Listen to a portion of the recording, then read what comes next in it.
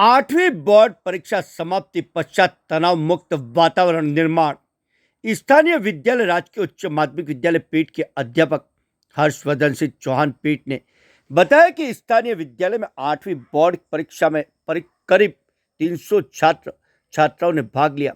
परीक्षा समाप्ति के अवसर पर विद्यालय के संस्था प्रधान अजीत जैन ने छात्रों को संबोधित करते हुए भविष्य के प्रति सजग रहने को प्रेरित किया तथा अच्छे परिणाम के लिए अग्रिम बधाई और शुभकामनाएं अर्पित की है।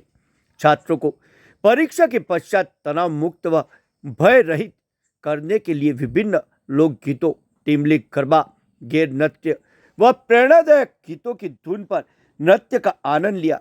इस अवसर पर व्याख्याता सत्यपाल सिंह, अरविंद पाटीदार, वीणा पाटीदार, दिनेश पाटीदार, पुष्पा कटारा, जतिन शाह, प्रतीक प्रजापति, वैभव पंचाल, जयदीप सिंह, महेश्वर सिंह, कमलाशंकर डामोर, प्रकाश आहारी, शारदा ताबियार, जसोदा कटारा, वीणा पाटीदार, राखी पंड्या, चेतना राणावत, पीयूष जैन, प्रकाश लबाना, आसना त्रिवेदी, ऋतु भट्ट आदि उपस्थित रहे। संचालन हर्षवर्धन सिंह चौहान ने किया। आभार दिनेश पाटीदार ने व्यक्त किया है।